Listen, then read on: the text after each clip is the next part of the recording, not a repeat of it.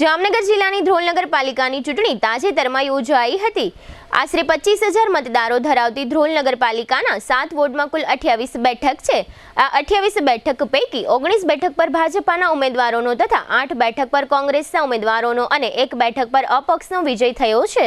અત્રે ઉલ્લેખનીય છે કે 2007 થી 2022 સુધી ધ્રોલ નગરપાલિકામાં સતત ભાજપાનું શાસન રહ્યું છે। 2022 થી 2025 દરમિયાન સરકારે અહીં ચીફ ઓફિસરને વહીવટદાર તરીકે સત્તાઓ આપી હતી। ત્યારબાદ તાજેતરમાં થયેલી ચૂંટણીમાં ફરીથી ભાજપાનું શાસન આવ્યું છે। પ્રમુખ, ઉપપ્રમુખ અને કારોબારી ચેરમેનની વરણી આજે 1 એપ્રિલે કરવામાં આવી છે, જે અનુસંધાને જીટીપીએલ જામનગર ન્યૂઝ દ્વારા આજે આ સમગ્ર પ્રક્રિયાનું વિશેષ કવરેજ કરવામાં આવ્યું હતું। ધ્રોલ નગરપાલિકાના પ્રમુખ તરીકે વિનોદભાઈ ટપુભાઈ વાઘેલાની નિયુક્તિ થઈ છે। વિનોદભાઈ દિવ્યાંગ છે અને છેલ્લી 3 ટર્મથી પાલિકાના સદસ્ય તરીકે વિજયી થઈ રહ્યા છે। આ ઉપરાંત પાલિકામાં ઉપપ્રમુખ તરીકે ભારતીય જનતા પાર્ટીએ રંજનબેન ગોવિંદભાઈ દલસાણીયાની પસંદગી કરી છે। તેઓ 2 ટર્મથી વિજયી થઈ રહ્યા છે। આ ઉપરાંત કારોબારી ચેરમેન તરીકે સુરેશભાઈ ગોસાઈની વરણી થઈ છે। આજે મંગળવારે બપોરે ભારતીય જનતા પાર્ટીના આગેવાનો અને સેંકડો કાર્યકર્તાઓએ આ નવા વરાયેલા પદાધિકારીઓને અભિનંદન પાઠવ્યા હતા અને ફૂલહારથી તેઓનું સ્વાગત સન્માન કર્યું હતું।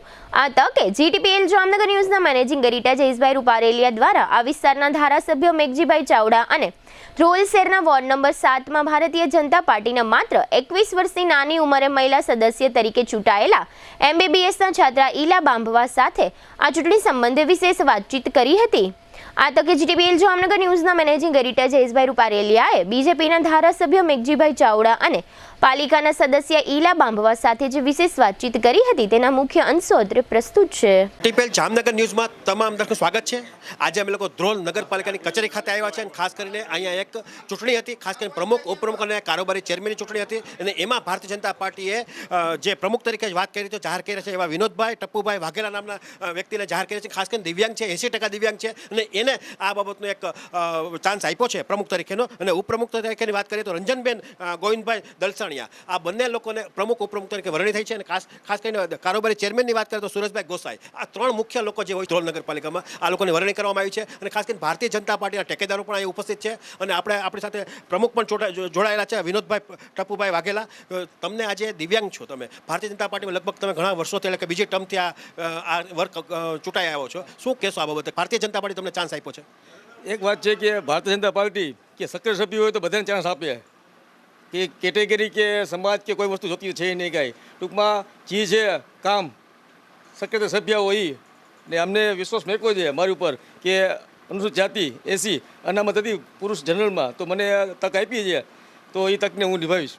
ખાસ કરીને શું ધ્રોલમાં શું વિકાસ ઘટે છે ને હવે શું કરવા માગો છો?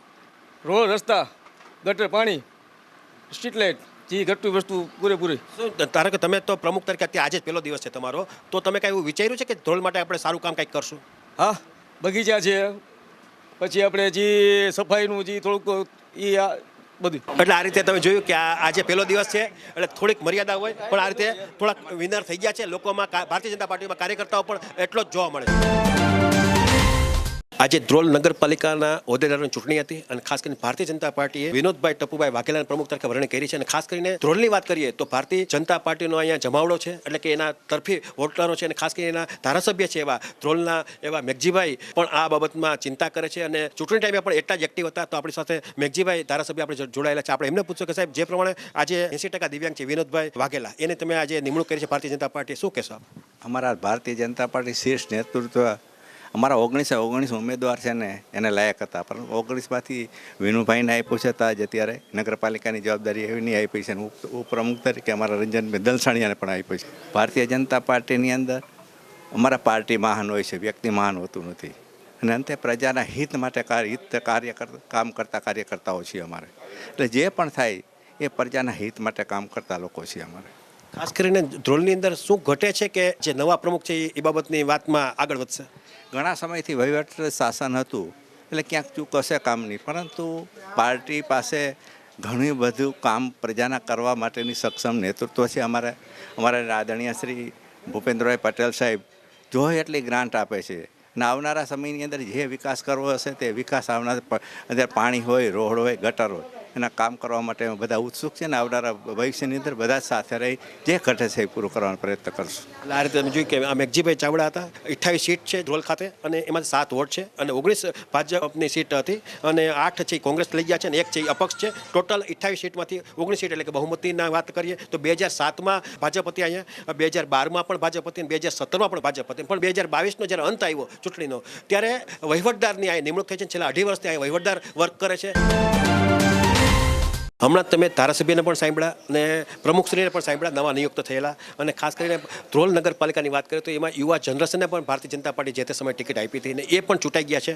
અને એવા જ એક મહિલા પાત્ર છે એવા ઈલાબેન લક્ષ્મણભાઈ બાંભવા કે જે વોર્ડ નંબર 7થી ચૂંટાઈ આવ્યા છે અને ખાસ કરીને MBBSનો અભ્યાસ પણ કરે છે અને ભારતીય જનતા પાર્ટી એના ઉપર વિશ્વાસ રાખી અને આ રીતે રાજકારણમાં એમણે ઝંપલાવ્યું છે. તો આપણે બેનને પૂછશું કે બેન, તમને ટિકિટ આપી છે ખાસ કરીને ધ્રોલ નગરપાલિકાની ચૂંટણીમાં, શું કહેશો આપ? ધન્યવાદ કહેવા માંગીશ કે ભારતીય જનતા પાર્ટીને કે મને ટિકિટ આપી એ માટે, અને જે લોકોએ મને મતદાન આપ્યું એમને પણ હું ધન્યવાદ કહેવા માંગીશ કે તેમને મને ચૂંટી અને અહીંયા સુધી પહોંચાડી. તમે બેન એજ્યુકેટેડ છો, તો હવે ધ્રોલમાં શું ઘટે છે ને કઈ રીતે આ વિકાસમાં તમે સહભાગી બનશો? ધ્રોલ નગરપાલિકામાં જોવા જઈએ તો અત્યાર સુધીમાં ઘણો વિકાસ થઈ ગયો છે, પણ જે વસ્તુઓ ઘટે છે, જે લોકો પાણીની કે લાઇટની કે રસ્તાની જે પણ પ્રોબ્લેમ છે, અમે એનું નિવારણ લાવવા માટે પૂરો પ્રયત્ન કરશું અને બધાના સહકારથી જો આપણે ઈચ્છશું તો ધ્રોલ નગરપાલિકાના સારા એવા વિકાસના કાર્યો તરફ આગળ વધે. તમે ધારો કે છેલ્લા ઘણા સમયથી આ રાજકારણમાં કે જાહેર જીવનમાં આવ્યા છો, કાંઈ ધ્રોલને કઈ રીતે વિકાસ થાય એ બાબતે કંઈ વિચાર્યું છે?